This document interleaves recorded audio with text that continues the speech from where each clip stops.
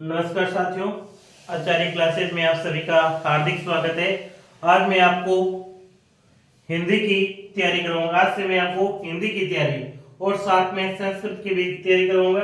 आज से पहले मैं आपको एक कक्षा 6 से लेकर के कक्षा 12 तक संस्कृत के पीरियड में मिलता था, यानी संस्कृत की तैयारी के रूप में मैं आपको यूट्यूब के ऊपर मिलता था, जो कक्षा 6 से लेकर के कक्षा 12 तक। आज मैं एक नई भूमिका के रूप में उपस्थित हुआ हूँ और वो नई भूमिका क्या है, जिसे रीड पात्रता। ये मैंने इसे क्यों चुना, क्योंकि जिसका मेरे को ज्ञान है मैं वही मैं करवा सकता हूं। क्योंकि रीड पात्रता मैंने स्वयं में 2 बार हासिल कर ली है। रीड पात्रता प्रमाण पत्र मैंने दोनों बार हासिल कर लिए हैं और अच्छे अंकों के साथ में हासिल किए रीड पात्रता के। फिर है सीटेट, तो सीटेट भी मैंने प्रमाण पत्र मैंने हासिल कर लिया है और इसमें भी मैंने 2 बार इस सीटेट के प्रमाण पत्र मेरे पास में है। तो इसी की मैं आपको तैयारी करवाऊंगा। जैसे बीएसटीसी है, बीएड है, ये अभी वर्तमान आपके पशु परिचारक की भर्ती है। इन सब में क्या है, हिंदी के प्रश्न पूछे जाते हैं। इन सब में क्या है, हिंदी के प्रश्न पूछे जैसे रीट और सीटेट में 30-30 प्रश्न आते हैं और 30-30 नंबर के ये होते हैं। उन प्रश्नों की तैयारी मैं अपने इस चैनल के ऊपर बहुत ही अच्छी तरीके से करवाऊंगा।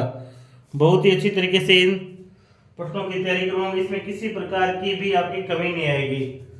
मैं आपको दावा करता हूं कि मेरी रीट पात्रता में और सीटेट में और बीएसटीसी और बीएड, इन 4 भर्ती के विद्यार्थी और साथ में पशु परिचारक हिंदी में कहीं पर भी आपकी कमी नहीं आएगी। 100% आपको दिया जाएगा, बिल्कुल 100% है। मैं आपको देने का प्रयास करूंगा और मेरा वादा रहेगा कि इस जो सिलेबस है, जो मैं सिलेबस हिंदी में करवाऊंगा आपको मेरे YouTube चैनल के ऊपर 100% लाऊंगा। उसमें एक भी प्रश्न मेरे इस YouTube चैनल से बाहर नहीं जाएगा। परंतु बात एक ही रहेगी कि मैं आपको शॉर्टकट ट्रिक पर निर्भर नहीं करूंगा।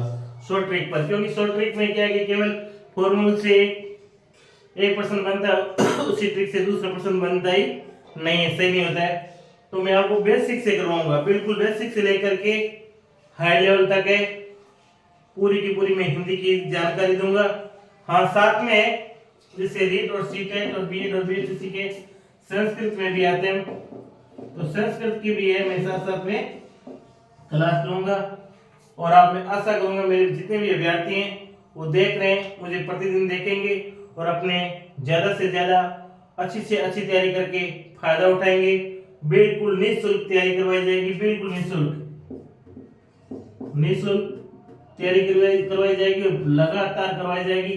कभी भी ऐसा नहीं कि आज मैंने शुरुआत की कल वापस नहीं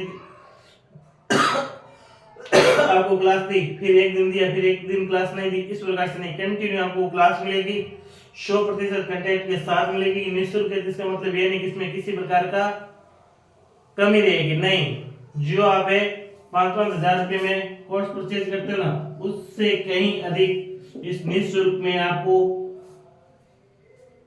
कंटेंट मिलेगा। इसमें किसी प्रकार की कमी नहीं होगी।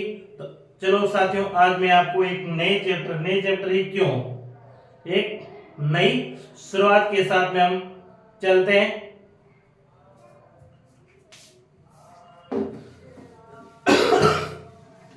और हमारा आज का चैप्टर रहेगा साथियों संधि का। क्या रहेगा? संधि का चैप्टर रहेगा। क्या चैप्टर रहेगा? संधि का। तो साथियों, आपको ज्ञात होना चाहिए कि संधि कितने प्रकार की होती है। संधि 3 प्रकार की होती है। संधि कितने प्रकार की होती है? तो संधि 3 प्रकार की होती है। संधि कितने प्रकार की होती है? तो आपकी संधि है वो 3 प्रकार की होती है। संधि कितने प्रकार की होती है? तो आपकी संधि 3 प्रकार की होती है। पहली संधि कौन सी होती है? पहली संधि आपकी श्रवण संधि होती है। कौन सी संधि होती है? श्रवण संधि होती है। दूसरी संधि आपकी व्यंजन संधि होती है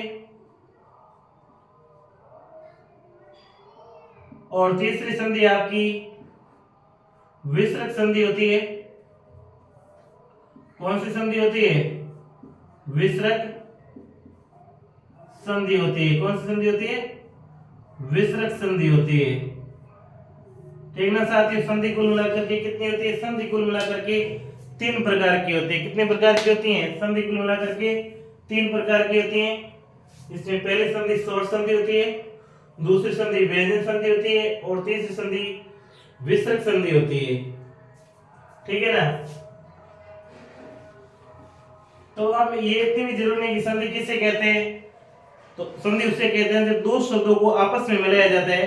दो शब्दों को या दो वर्णों को आपस में मिलाने को क्या कहते हैं? संधि कहते हैं। दो वर्णों को या दो शब्दों को आपस में मिलाने को क्या कहते हैं? संधि कहते हैं। ठीक है ना। और संधि पहली कौन सी है? पहली संधि आपकी स्वर संधि है। पहली संधि कौन सी है? स्वर संधि है। कौन संधि? पहली संधि स्वर संधि। तो स्वर संधि की परिभाषा मैं अभी नहीं लिखूंगा क्योंकि ये परिभाषा आपको पेपर में नहीं पूछी जाएगी। फिर भी केवल आपके बेसिक ज्ञान के लिए बताता हूं। स्वर संधि किसे कहते हैं? दो स्वरों के आपस के मेल को किसे कहते हैं? स्वर संधि दो स्वरों के आपस के मेल को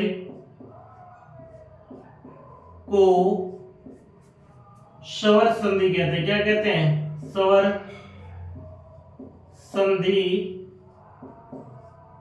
स्वर संधि कहते हैं। क्या कहते हैं? स्वर संधि कहते हैं। दो स्वरों के आपस के मेल को क्या कहते हैं? स्वर संधि कहते हैं। दो स्वरों के आपस के मेल को स्वर संधि कहते हैं। संधि की परिभाषा क्या होगी स्वर संधि की? दो स्वरों के आपस के मेल को स्वर संधि कहते हैं। जैसे दो स्वर कैसे? जैसे अ और अ मिलके क्या बन गया? आ बन गया। यानी छोटा हस और हस मिलके क्या बन गया? एक बड़ा स्वर बन गया। समझ गए ना। यानी अ और अ मिलके क्या बन गया? आ बन गया।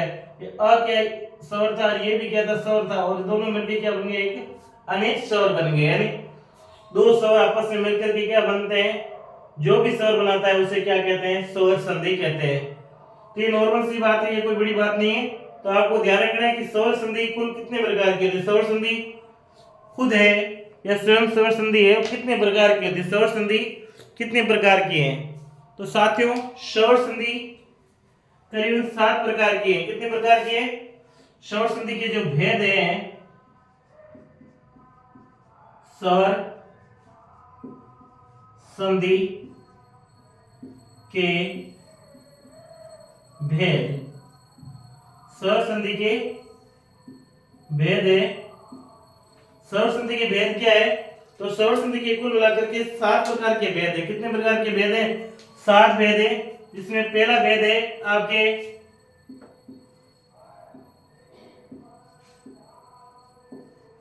दीर्घ संधि, दूसरा गुण संधि,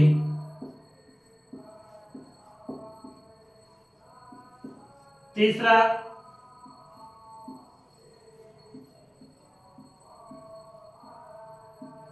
वर्धी संधि,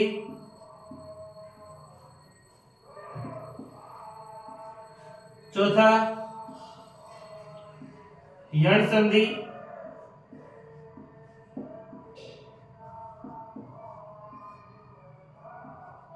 पांचवा अयाधि संधि,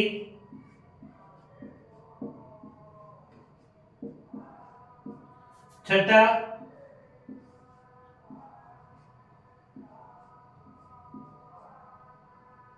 पर रूप संधि,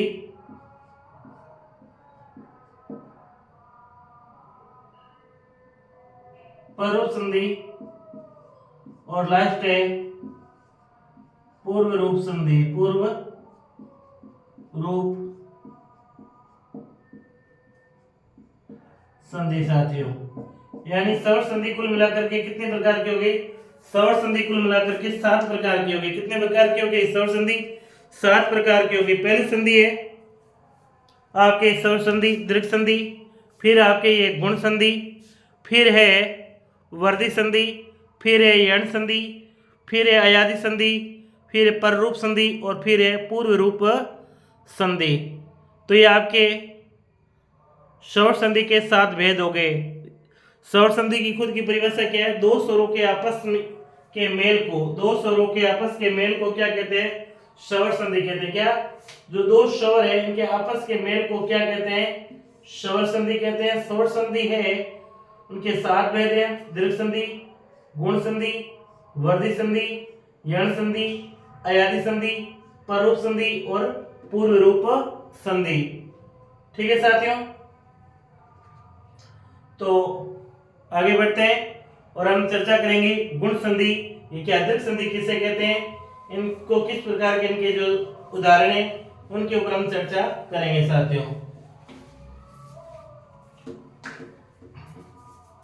तो अभी हमारी पहली संधि हो गई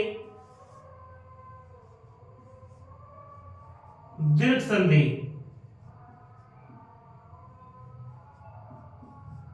तो ये दीर्घ संधि किसे कहते हैं? बहुत ही नॉर्मल सी बात है, दीर्घ संधि किसे कहते हैं?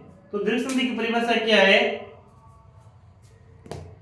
कि ह्रस्व स्वर के सामने चाहे दीर्घ स्वर आ जाए, चाहे दीर्घ स्वर के सामने ह्रस्व स्वर आ जाए, बनेगा क्या?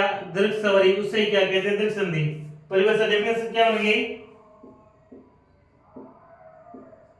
ह्रस्व स्वर के सामने ह्रस्व स्वर या स्वर या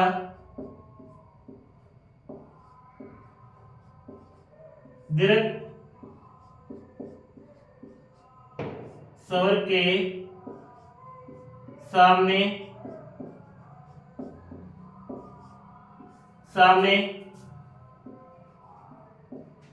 ह्रस्व या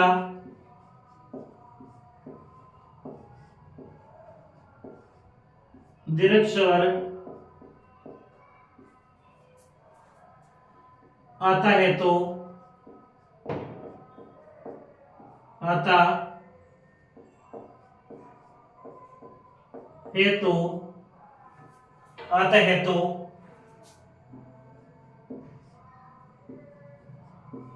दीर्घ स्वर हो जाता है। क्या हो जाता है? दीर्घ स्वर हो जाता है, उसे क्या कहते हैं? दीर्घ संधि कहते हैं। क्या कहते हैं?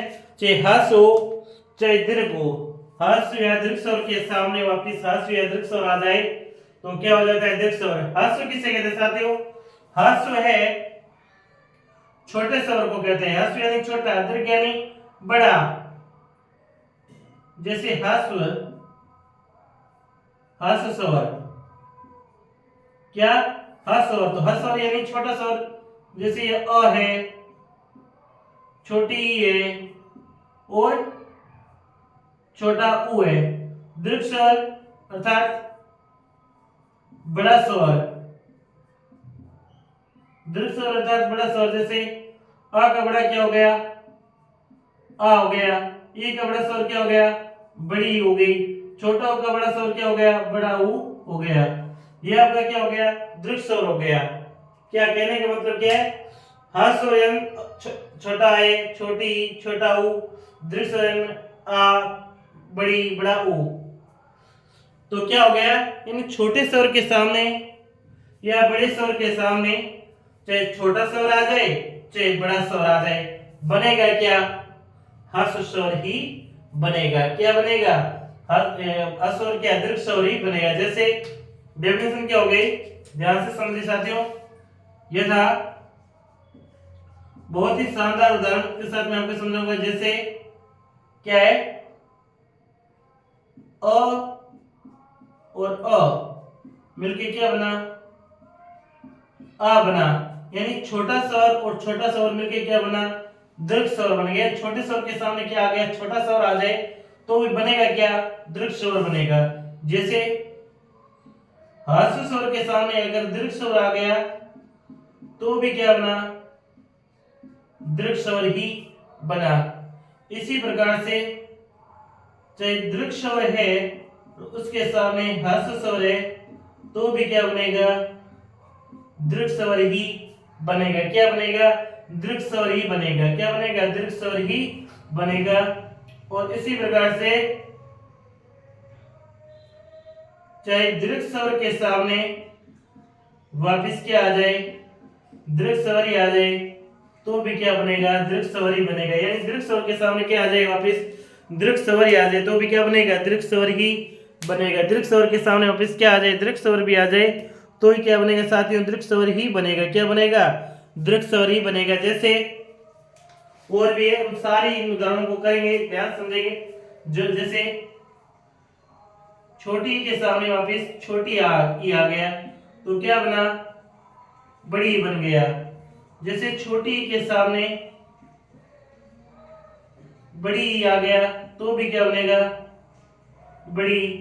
या बड़ी के सामने छोटी ई आ गया तो भी क्या बना, बड़ी बना। या बड़ी के सामने क्या, बड़ी आ जाए तो भी क्या बनेगा, बड़ी ई ही बनेगा। यानी छोटी के सामने छोटी तो भी बड़ी, छोटी के सामने बड़ी तो भी बड़ी, बड़ी के सामने छोटी तो भी बड़ी, और बड़ी के सामने बड़ी तो भी बड़ी ही बनेगी। तो इस प्रकार का डेफिनेशन साथियों आपको याद होना चाहिए। कहने का मतलब से ह्रस्व के सामने दीर्घ है या दीर्घ के सामने ह्रस्व आए, बनेगा क्या, दीर्घ ही बनेगा। क्या बनेगा, दीर्घ ही। जैसे ऊ का है, जैसे छोटे ऊ के सामने छोटा ऊ आएगा तो भी क्या बनेगा, बड़ा ऊ ही बनेगा। या बड़े छोटे ऊ के सामने बड़ा ऊ आ गया तो भी क्या बना, बड़ा ऊ बना। या बड़े ऊ के सामने छोटा ऊ आ गया तो भी बड़ा ऊ बना। या बड़े ऊ के सामने वापिस बड़ा ऊ आ गया तो भी क्या बना साथियों, बड़ा ऊ ही बना। क्या बना, बड़ा ऊ ही बना। क्या बना, बड़ा ऊ ही बना। यानी दीर्घ ही बना।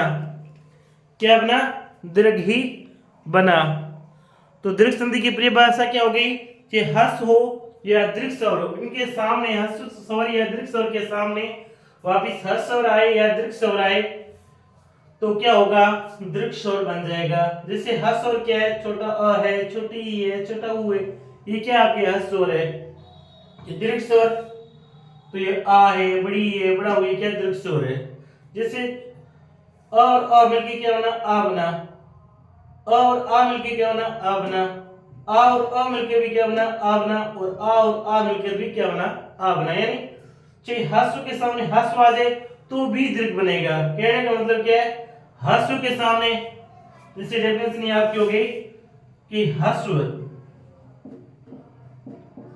के सामने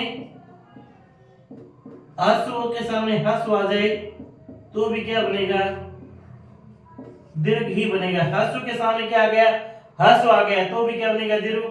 या ह्रस्व के सामने दीर्घ आ जाए, ह्रस्व के सामने क्या आ जाए, दीर्घ आ जाए तो भी क्या बनेगा, दीर्घ ही बनेगा। या दीर्घ के सामने ह्रस्व आ जाए, या दीर्घ के सामने क्या आ जाए, ह्रस्व आ जाए तो भी क्या बनेगा, दीर्घ ही बनेगा। या दीर्घ के सामने आपके दीर्घ आ जाए तो भी क्या बनेगा, दीर्घ ही बनेगा। यानी ह्रस्व के सामने चाहे ह्रस्व आ जाए तो भी दीर्घ बनेगा, या ह्रस्व के सामने दीर्घ आ जाए तो भी दीर्घ बनेगा, या दीर्घ के सामने ह्रस्व आ जाए तो भी दीर्घ बनेगा, और चाहे दीर्घ के सामने दीर्घ आ जाए तो भी दीर्घ ही बनेगा। तो लिखिए साथियों, आराम से लिखिए, कोई दिक्कत नहीं है, ये लिखे, स्क्रीनशॉट लीजिए, फिर हम आगे बढ़ते हैं। अब इन संधि को मैं आपको समझा देता हूं। जिस चलो देखिए साथियों, जैसे राम प्लस अनुज है, राम प्लस अनुज। राम प्लस अनुज, तो संधि का नियम क्या है? संधि में हमें ध्यान रखना है कि संधि के अंदर दो शब्द भी हो सकते हैं, दो से अधिक भी हो सकते हैं, ठीक है ना, दो से कम नहीं हो सकता। तो हमें ध्यान क्या रखना है, जो संधि का प्रथम शब्द है, प्रथम शब्द है उसके अंतिम वर्ण में हमें स्वर देखना होता है। यानी संधि की जो प्रथम शब्द है उसके अंतिम वर्ण में स्वर देखेंगे और जो द्वितीय शब्द है उसके प्रथम वर्ण में हम स्वर देखेंगे। बस इतना ही डिफरेंस ध्यान रख लिया तो आपको संधि में कहीं पर भी दिक्कत नहीं आएगी, ये मेरा दावा है। ठीक है ना साथियों, क्या कि प्रथम शब्द है उसके अंतिम वर्ण, प्रथम शब्द का अंतिम वर्ण में हमें स्वर देखना है, द्वितीय शब्द का प्रथम वर्ण में हमें स्वर देखना है, बस इतना ही ध्यान रखना है। और एक ध्यान रहे, एक बात हमें ध्यान रखना है